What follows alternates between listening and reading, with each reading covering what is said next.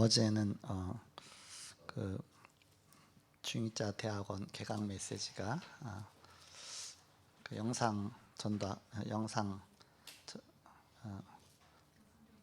영상 전도학교 메시지 나와서 이렇게 들었는데 왜 이렇게 어려워요? 메시지가 너무 어려운 거예요. 뭔가 이렇게 딱 잡혀야 되잖아요. 그리고 다시 또 들었어요. 이렇게 다시 듣는데 또 한 번 갖고 안 될 것 같아서 이게 녹화하면서 또 들었어요. 이렇게 두 번째 들으니까 이제 약간 어림풋하게 보이는 거 있죠. 그래서 야, 계속 집중해서 들어야 이게 들리겠더라고요. 이렇게 왜 이렇게 어렵게 말씀하시나. 근데 그 핵심 깊은 부분에 들어가 보면 초창기에 유목사님께서 이 다락방 메시지 할 때는 이렇게 어렵게 안 하셨어요. 그냥 직접적으로 말씀하셨어요. 생명 걸어라 막 그런 식으로. 이렇게 얼마나 때 이해하기 쉽습니까? 생명 걸어라 막 그런 식으로 해서 언약이면 다다 그런 식으로 해서 이렇게 말씀하셔갖고서 그냥 이렇게 쉽게 잡혔는데 6가지 상태에서 6가지 쫙 써주고서 이렇게 하시고 쉽게 됐는데 지금은 빙빙 돌리셔갖고서 이미 다 들었던 메시지인데도 잘 몰라. 한참 이게 이걸 말하는 거구나. 이게 이걸 말하는 거구나 이렇게.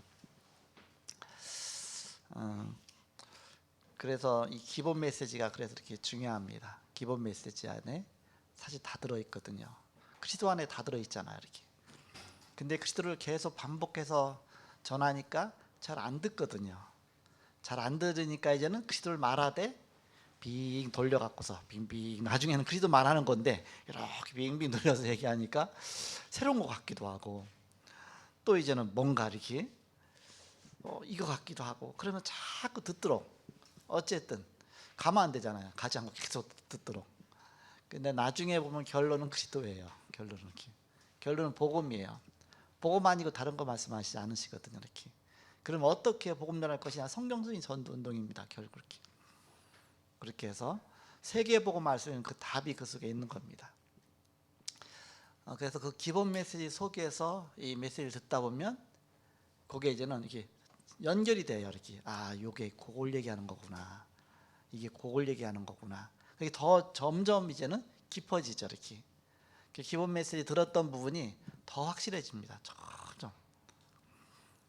그래서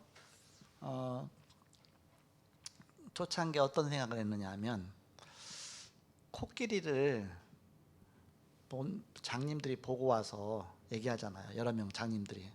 어떤 사람은 코끼리 이제 볼 수가 없으니까 만지고 왔잖아요. 그래서 코끼리 다리 만진 사람은 코끼리는 기둥같이 생겼어. 이렇게. 또 어떤 사람은 코끼리 코를 만지고 왔고 코끼리는 몽둥이같이 생겼어. 이렇게. 어떤 사람은 코끼리 배를 만지고 와서 코끼리는 벽같이 생겼어. 그러잖아. 이렇게. 근데 그 말을 다 합치면 코끼리 형상이 나옵니다. 다 합치면.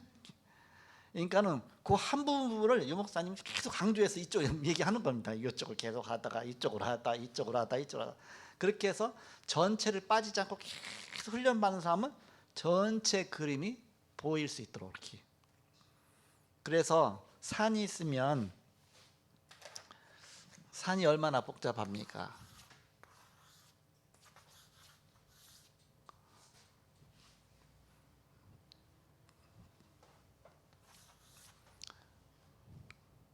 하여튼 산이 뭐 이렇다고 해보세요. 이렇게 여러 가지 있겠지만 이 산을 설명하는데 전체 다 설명할 수 없으니까는 이 산은 이렇게 생긴 거야.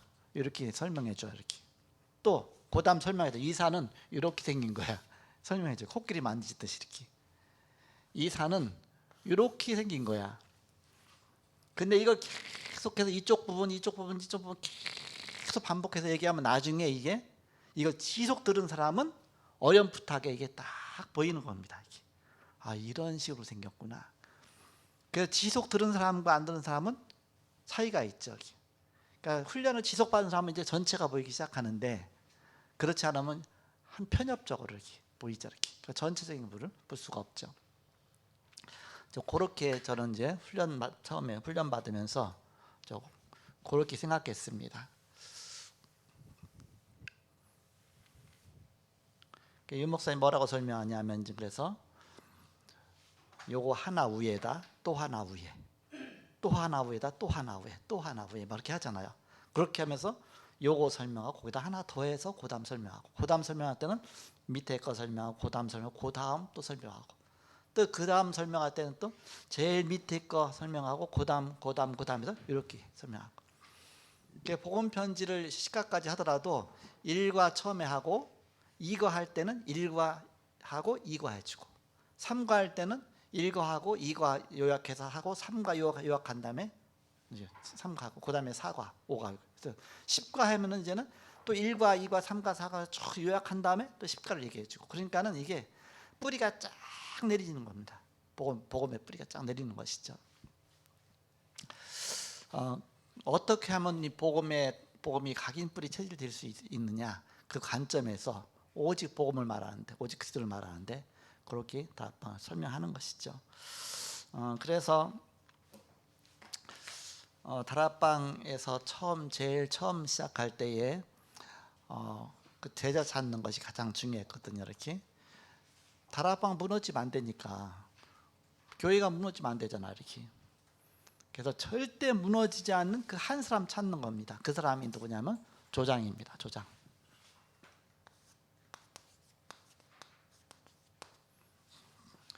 물론 사역자는 준비되어 있어야 되겠죠. 하나님의 것을 가진 사역자는 준비되어 있어야 예비된 사람을 찾고, 그 다음에 예비된 장소를 찾고, 예비된 곳이죠. 그렇게 하면서 여기서 시스템이 구축이 돼서 여기서 지속적인 말씀 운동이 일어날 때 이게 다락방이거든요. 이렇게. 그러면 그런 하나님의 사람을 찾을 때에 처음 그런 사람을 찾기 위해서 여기 훈련 메시지로 들어가는 그 메시지가 뭐냐면 10가지 발판이거든요. 이렇게 10가지 발판. 10가지 발판은, 발판이란 얘기는 발판 무너지면 다 무너지잖아요. 바벨탑처럼 다 무너지죠. 그럼 거기다 아무리 집을 멋있게 쌓아놔도 어느 날 다 무너지겠죠. 그러니까 절대 무너지지 않는 그런 사람을 세워나가야 된다.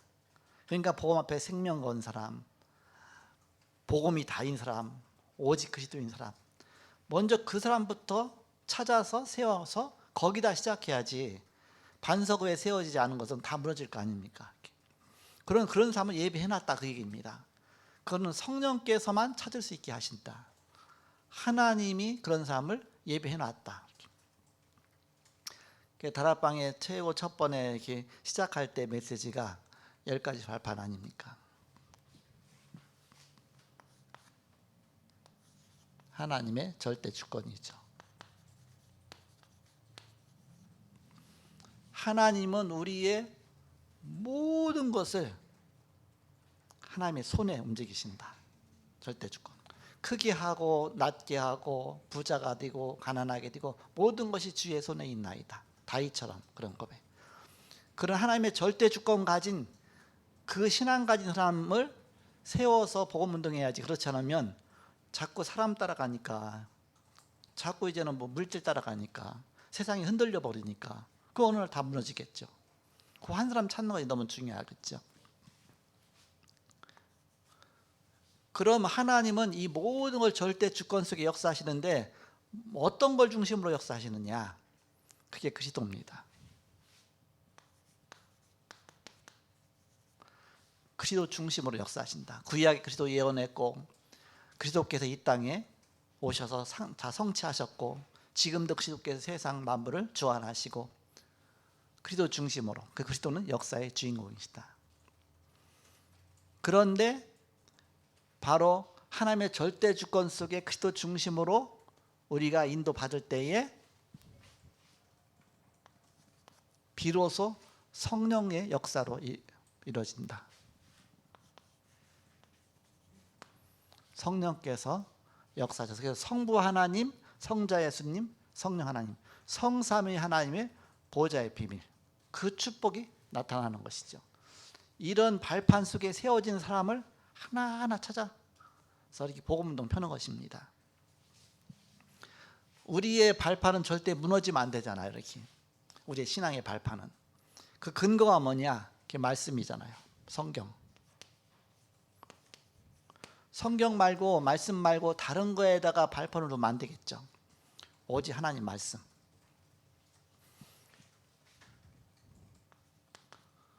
그 속에서 우리가 예수 믿고 구원받은 겁니다. 신자가 된 거죠. 이렇게. 종교인하고 신자는 틀리죠.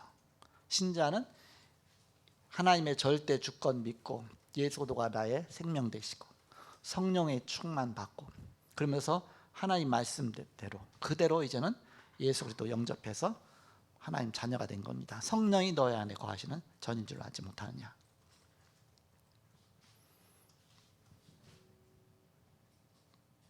그럼이 너무너무 중요한 이 성도가 있는 그 자리가 최고의 선교지다.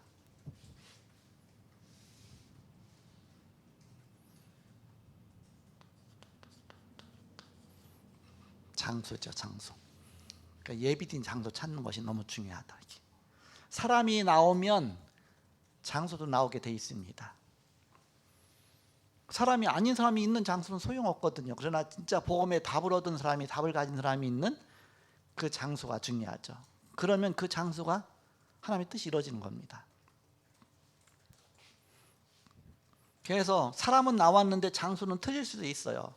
어떤 때는 그 사람의 집이 말씀 운동 현장이 될 수도 있고, 어떤 때는 그 사람의 사무실이 말씀 운동 현장이 될 수도 있고, 그 사람이 어떤 뭐 사업처가 이렇게 말씀 운동 현장이 될 수도 있고, 장소가 이제는 예를 들어서 그 넷이 빌립과 넷이 만나면서 넷이는 어디가 장소였습니까? 낙타 타고 가잖아요. 마차 타고 가죠.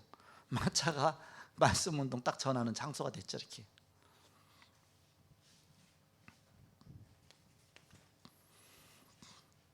이제 여기까지 답을 얻으면 그러면 하나님은 절대 주권 속에 이 어마어마한 하나님 계획을 이뤄나가시는데 바로 나의 모든 생사복의 주관자,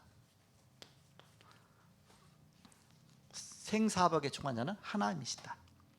이게 절대적으로 믿어지면 우리 안 흔들리죠. 하나님 앞에.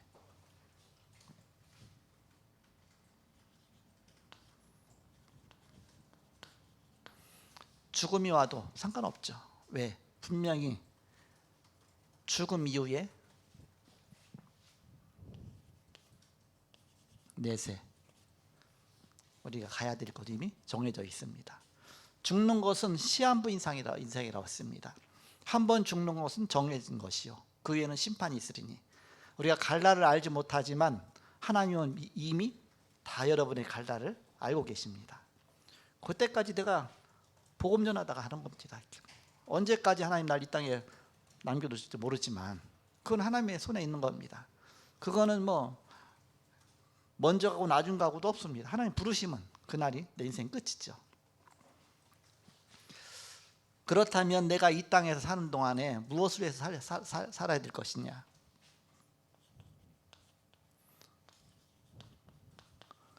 복음 전파자의 상급이죠.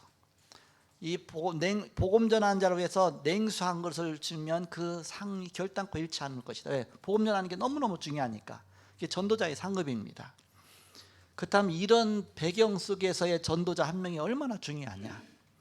그래서 내 인생을 여기다 딱 거는 겁니다. 나는 전도자의 상급. 이걸 놓고 내 인생을 사는 것이다. 이런 발판 속에서 세워진 한 사람, 예비된 한 사람, 그 사람을 찾는 겁니다. 그는 거기다가 생명을 걸어주는 겁니다. 계속 복음을 주고 힘주고 하면 그 사람이 점점 크거든요. 로얄 젤을 갖다가요 그 벌한테 먹이잖아요. 그러면 그게 여왕벌이 돼버려요. 그게 몸이 커져갖고서요. 똑같은 일벌인데 일벌 중에서 하나를 갖다가 여왕벌로 삼아야 되겠다고 거기다 계속 로얄 젤을 먹이면 이게 몸이 엄청 커져갖고 여왕벌이 되는 겁니다. 여왕벌 한 마리 죽으면 이제 일벌 중에서 한 마리를 이제 선택해서 계속 로얄젤을 먹이는 겁니다. 일벌들이. 그럼 그게 여왕벌이 되는 겁니다.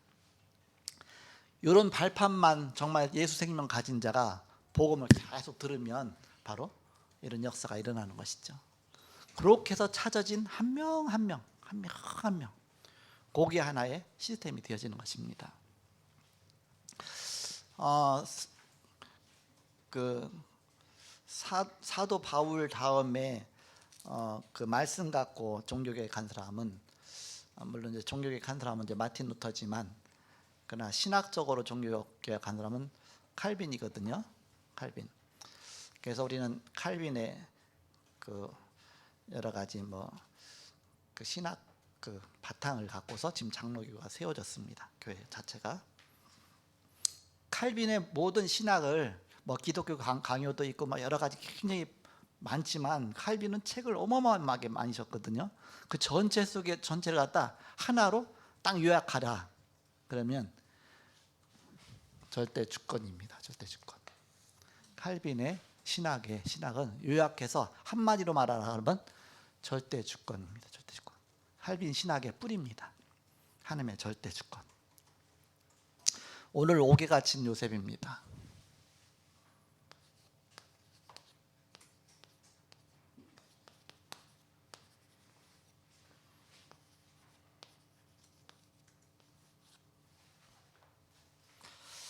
창세기 40장 1절에서 15절을 보겠습니다.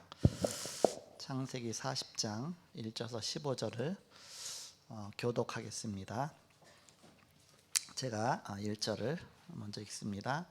그 후에 애굽 왕의 술 맡은 자와 떡 굽는 자가 그들의 주인 애굽 왕에게 범죄한지라. 바로가 그 두 관원장 곧 술 맡은 관원장과 떡 굽는 관원장에게 노하여 그들을 친위 대장의 집 안에 있는 옥에 가두니 곧 요셉이 갇힌 곳이라. 친위 대장이 요셉에게 그들을 수종 들게 하매 요셉이 그들을 섬겼더라. 그들이 갇힌 지 여러 날이라. 옥에 갇힌 애굽 왕의 술 맡은 자와 떡 굽는 자 두 사람이 하룻밤에 꿈을 꾸니 각기 그 내용이 다르더라. 아침에 요셉이 들어가 보니 그들에게 근심의 빛이 있는지라. 요셉이 그 주인의 집에 자기와 함께 갇힌 바로의 신하들에게 묻되 어찌하여 오늘 당신들의 얼굴에 근심의 빛이 있나이까? 그들이 그에게 이르되 우리가 꿈을 꾸었으나 이를 해석할 자가 없도다. 요셉이 그들에게 이르되 해석은 하나님께 있지 아니하니까 청하건대 내게 이르소서. 술 맡은 간원장이 그의 꿈을 요셉에게 말하여 이르되 내가 꿈에 보니 내 앞에 포도나무가 있는데 그 나무에 새 가지가 있고 싹이 나서 꽃이 피고 포도송이가 익었고 내 손에 바로의 잔이 있기로 내가 포도를 따서 그 즙을 바로의 잔에 짜서 그 잔을 바로의 손에 들였노라. 요셉이 그에게 이르되 그 해석이 이러하니 세 가지는 사흘이라. 지금부터 사흘 안에 바로가 당신의 머리를 들고 당신의 전직을 회복시키리니 당신이 그 전에 술 맡은 자가 되었을 때 하던 것 같이 바로의 잔을 그의 손에 들이게 되리이다. 당신이 잘 되시거든 나를 생각하고 내게 은혜를 베풀어서 내 사정을 바로에게 아뢰어 이 집에서 나를 건져 주소서. 같이 읽습니다. 나는 히브리 땅에서 끌려온 자요 여기서도 옥에 갇힐 일은 행하지 아니하였나이다. 아멘. 요셉의 인생을 우리가 한마디로 어떻게 이렇게 해석할 수 있겠습니까? 노예로 가고 또 뭐 감옥에 가고 뭐 전체 바로 칼빈의 신학처럼 절대 주권입니다. 하나님의 손에 있는 것이 절대 주권. 오늘은 옥에 갇힌 요셉입니다. 서론에 보시면 신자에게 왜 고난이 있습니까? 하나님의 절대 주권이다. 어떻게 해서 그렇게 엄청난 고난이 있을 수가 있습니까? 그것도 하나님의 절대 주권이다. 이것이 모든 사람의 질문인데 우리는 하나님의 절대 주권 갖고 답을 얻어야 됩니다. 그러면 답이 나온다 그 얘기입니다. 요셉이 당한 고난이죠.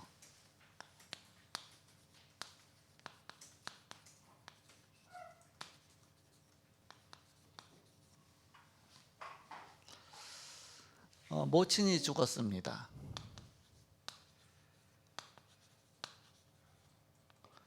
베델에서 에브라 길 쪽으로 이렇게 가다가 아직 길이 많이 남았는데 거기에서 갑자기 마지막 동생 베냐민을 해산하게 됐습니다.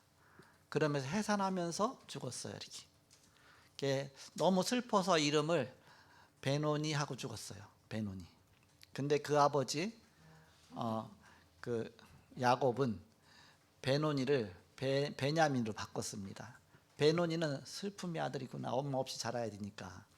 근데 베냐민은 기쁨의 아들이다. 내 오른손의 아들이다. 그랬어요. 이렇게. 그러니까는 죽는 사람하고 그 지금 아들 하나 얻는 사람하고 심정이 다르죠. 나는 죽으니까 슬픈 아들이야. 근데 그 아버지는 내 오른손의 아들이다. 이렇게 말하죠. 이렇게.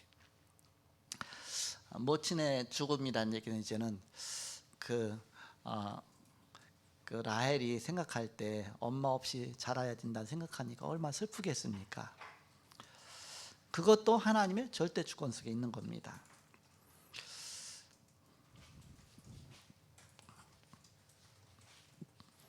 형들이 시기했습니다. 창세기 37장 11절에. 어느 정도 시기했느냐? 죽이고 싶을 정도로. 꿈 얘기를 하니까 그래 우리가 너한테 절을 한단 말이냐? 그래 너만 채색 옷 입냐? 너만 좋은 옷 입냐? 너만 좋은 거 먹냐? 다 육신적인 시기죠. 이렇게. 그래갖고 형들이 이제는 아예 양치고 있을 때에 그 요셉이 오니까 저 꿈꾸는 자가 온다. 저를 죽이자. 그러면 저 꿈이 어떻게 되는가 보자. 죽이려고 하다가 뭘 죽일 게 있냐? 저 구덩이다 던지다. 어차피 죽을 거니까. 구덩이다 던졌습니다. 근데 구덩이에는 마침 물이 없었더라습니다. 빈 구덩이에요. 물이 있었으면 죽었겠죠. 근데 마침 또 그때에 미디안 상인이 이제 지나갑니다. 이스마엘 족속에 미디안 상인이 지나가죠. 그러니까 그냥 저들이 죽게 놔둘 필요가 있냐? 동생인데 그냥 팔아버리자. 어차피 팔으면 이제 노예로 팔려가니까 우리하고는 전혀 이제는 다시 안 만나니까.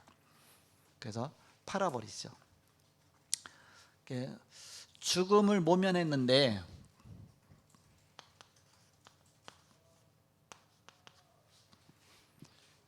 이제는 팔아버렸는데 어디 노예로 팔은 것이죠. 노예로 갔죠. 기공자로 살다가 여기까지가 뭐 얼마나 힘들겠습니까?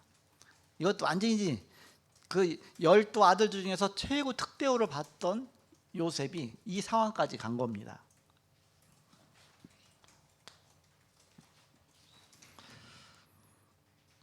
거기다가 이제는 또 누명 쓰고 감옥살이를 합니다. 엎친 데 덮친 격으로 계속 무너져 내리죠. 이 육신적으로 보면 이거는 완전히 그냥 이렇게 인생이 완전히 재기할 수 없는. 근데 이것도 하나님의 절대 주권 속에, 그 속에서 보면 이것이 다 하나님의 계획이고 뜻이죠. 이렇게. 그 속에서 우리는 봐야 된다.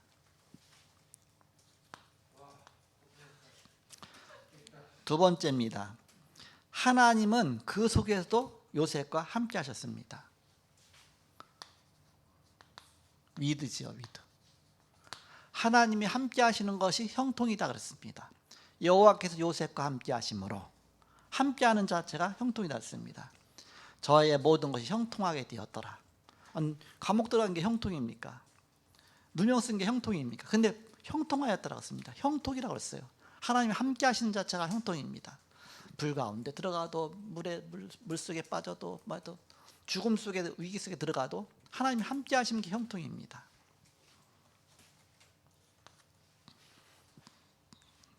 하나님은 요셉과 함께 하시는데 중요한 몇 가지를 명심해야 됩니다. 자, 모친의 죽음, 왜 그걸 하나님 허락하셨겠습니까? 그것 때문에 요셉이 기도의 사람이 된 겁니다. 어머니 옆에 있어 보세요. 어머니 의지하죠. 필요하면 엄마한테 가서 얘기하면 금방 다 해결해 줄 거 아닙니까? 근데 어머니가 없어. 자기는 다른 형제들은 다 어머니가 있는데, 어머니 4명인데 자기 어머니 돌아가셨으니까 그때 기도하기 시작한 겁니다. 하나님께 기도하면서 자꾸 응답받은 것이죠. 자꾸 응답받다 보니까 이제 기도의 사람이 돼서 이제 앞으로 미래를 볼 정도로 그 미래가 꿈속으로 이게 나타날 정도로의 그런 기도의 사람이 된 것이죠. 하나님이 기도를 가르쳐 주시기 위해서 어머니를 일찍 불러가신 것이죠.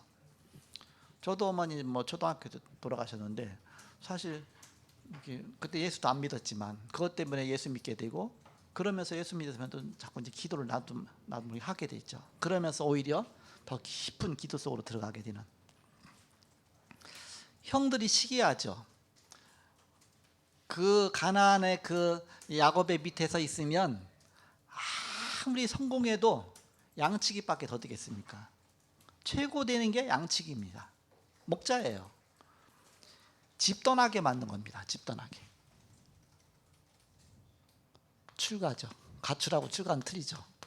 하나님이 집 내보내기 위해서.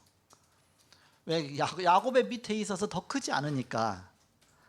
그래서 하나님이 집을 떠나게 만든 겁니다. 애굽으로 하나님 인도하시기 위한 것이죠. 저 강대국 애굽으로. 형들의 시기는 애굽으로 보내시기 위한 하나님의 계획입니다. 출가시켜서 애굽으로 보내시기 위한, 집 떠나게 해서 애굽으로 보내시기 위한. 그러면서 이제는 노예살이랍니다. 창세기 39장 1절에서 6절에 노예살이 통해서 경제를 배우게 하십니다. 요셉이 경제를 배울 기회가 전혀 없었습니다. 집안에서 뭐 그런 거 할 수가 없었잖아요, 이렇게. 근데 그 보디발 장군의 집에서 모든 집안의 그 살림을 다 맡아서 하니까 정말 확실한 경제를 배운 것이죠.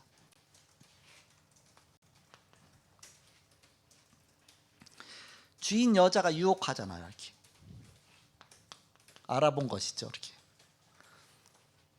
그 보디발의 아내가 굉장히 멋있다고 생각한 것이죠. 이렇게. 눈은 똑바로 열린 거죠. 이렇게 목사님 그러잖아요.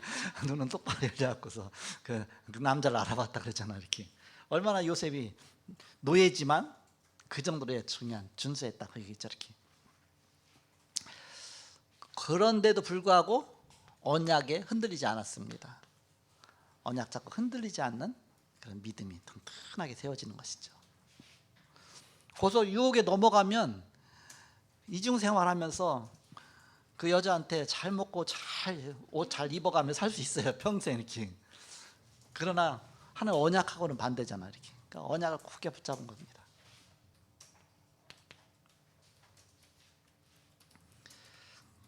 그 여자가 이제는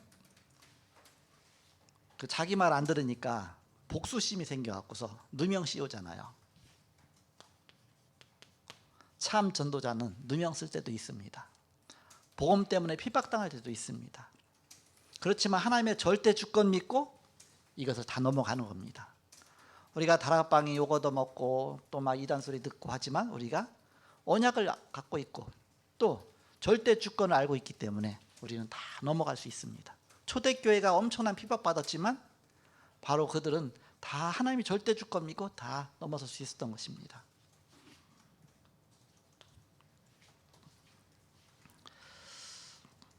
그러면서 이제는 그 보디발 장군, 그 주인 보디발 장군이 오해하죠.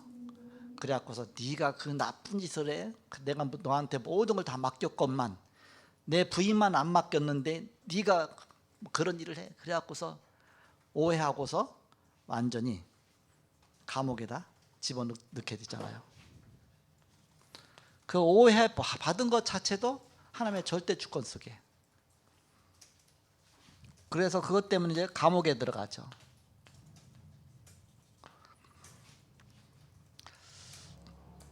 감옥에 들어가서 누구를 만나냐면 정치인들을 만나게 되잖아요. 그러니까 이때가 이제는 정치를 배울 기회입니다. 그 정치를 그 당시는 정치를 배울 수 있는 학교가 없어요.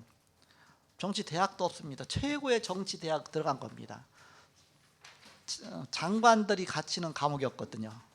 그러니까 장관들 만나 갖고서 실제적인 정치를 배운 겁니다. 막 대화 나누다 보면 왕궁에 어떤 일이 있고 뭐가 있고 다 얘기 들을 거 아닙니까? 막 꿈 얘기하니까 막 꿈 얘기까지 막 요셉이 다 해석해주고 그래서 그대로 다 이루어지죠.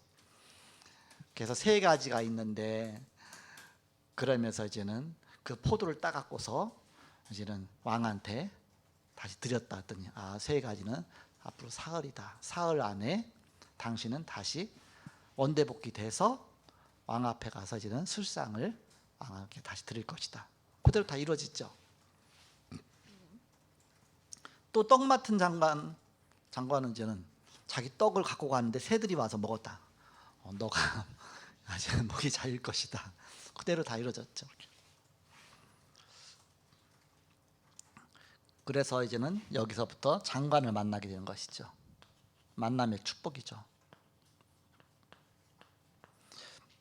하나님의 절대 주권입니다. 어떻게 이 장관 만나겠습니까? 여기서 만난 술 맡은 장관 때문에 사실 나중에 애굽 그 바로 왕한테 연결시켜 주죠, 그 사람이.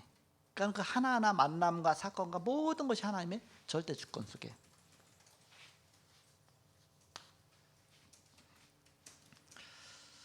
아홉 번째, 그 장관들이 꿈을 꾸게 됐죠.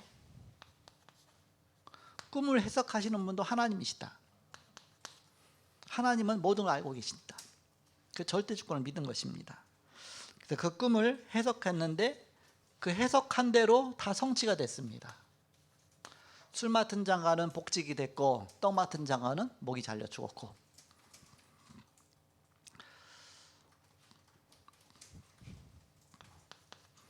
장관이 이제는 감옥에서 나갈 때에 요셉이 뭐라고 말하느냐, 당신 나가면 나를 구해다오. 그랬더니 40장 23절에 보니까 오늘 읽지 않은 말씀이거든요. 술 맡은 관원장이 요셉을 기억하지 못하고 그를 잊었더라 그렇습니다. 잊었다 그랬습니다. 나가자마자 얼른 요셉을 꺼내줘야 되는데 꺼내줬으면 어떻게 됐겠습니까? 이게 잊은 것이 하나님의 뜻입니다. 꺼내줬으면 기껏해야 집에 갔겠죠. 기껏해야 집에 가서 그것으로 인생 끝나겠죠. 이렇게. 그런데 요때 잊은 것이 하나님의 계획이죠. 이렇게. 언제 다시 생각이 났느냐? 이 나중에 요셉이 30세 되던 해에 17세부터 17세에 이런 일 당했거든요. 그래서 이제 30세 되던 해에 바로왕이 꿈을 꾸잖아요. 이렇게. 바로왕 꿈을 해석하게 되는데 그때 바로왕 꿈을 해석하면서 바로왕이 다 발탁됩니다. 자, 애굽에는 30세가 돼야 공무원을 할 수 있는 나이입니다. 그래서 그 전에 했으면 총리가 될 수 없어요. 왜? 나이가 안 되니까. 어린애 시킬 수는 없잖아요. 30세 이상 돼야만 공무원을 할 수 있습니다. 시간표죠. 쉽게 말하면 시간표. 잊은 것이 하나님의 시간표 때문에 응답을 늦게 주신 것이다. 우리는 응답이 빨리 안 오느냐 막 그러잖아요. 하나님 정확한 시간을 주시기 때문에 오히려 늦는 것이 더 하나님의 계획일 수가 있겠죠.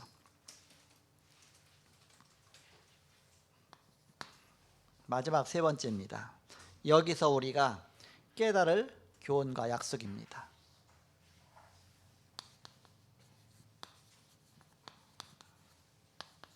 어떤 깨달음을 얻어야 되느냐? 첫째, 하나님은 모든 사건을 완전히 운영하고 계십니다. 모든 것, 우리의 모든 것, 살고 죽고 잘되고 안되고 모든 것 다 합쳐서 하나님의 손에 있나이다. 하나님의 주권이죠. 모든 것이 하나님의 손에 있나이다. 하나님의 주권. 여러분하고 저하고 이렇게 어떻게 같이 만날 수 있겠습니까? 하나님의 주권이죠. 하나님의 계획 속에 있다 그 얘기입니다.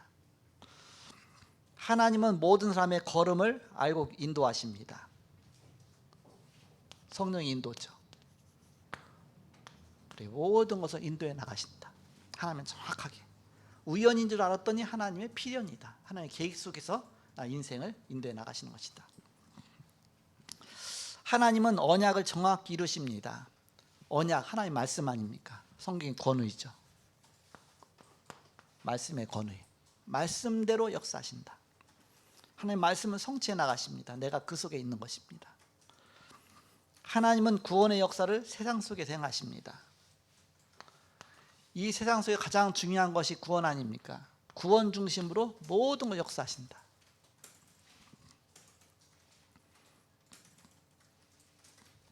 그러면 우리는 어디 있어도 상관없습니다. 이 언약 붙잡으면 언약 가진 자는 어느 곳에 있든지 언약이 이루어집니다. 언약의 성취 속에서 내가 있다. 이 속에서 내가 있다.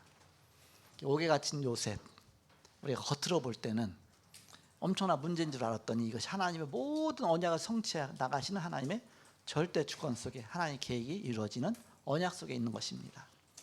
내가 언약 붙잡았다. 도대체 언약이 뭡니까? 언약 하나 깨닫는데 3년 걸려. 언약이 뭐예요? 커버넌트 그러잖아요. 커버넌트, 약속. 근데 단순한 약속이 아니라 그냥 프라미스 정도 약속이 아니라 커버넌트, 하나님과의 계약입니다. 하나님과의 계약. 하나님이 일방적으로 나를 향해서 너는 내 것이라, 바로 너는 내 아들이라, 내 딸이라, 하나님의 자녀로 우리를 부르셨습니다. 우리를 구원하시기 위해서 구약의 메시아를 보내시겠다. 예언된 언약이죠. 구약 사람들은 메시아 올 거 바라보고 믿고 구원받았습니다. 그 메시아가 이 땅에 오셨습니다. 성취된 언약이죠. 그리스도로 오셨죠. 이 그리스도께서 이제는 구름을 타고 다시 오시리라. 언제? 이 복음이 땅까지 증거된 후에 그렇습니다. 이 세계 복음만 이루어지겠다 약속하셨죠. 성취될 언약이죠. 세계 복음만.